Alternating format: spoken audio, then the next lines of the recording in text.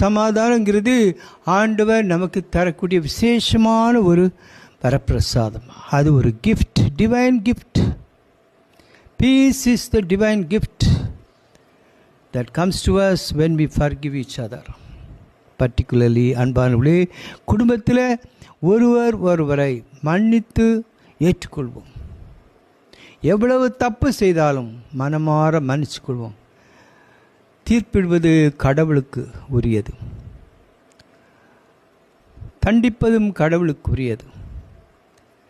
நாம் அன்பு செய்வதும் மன்னிப்பதும் நம்முடைய கடமை. கடவுளே, எங்களுடைய பலவீனங்களெல்லாம் நீர் அறிவீர்.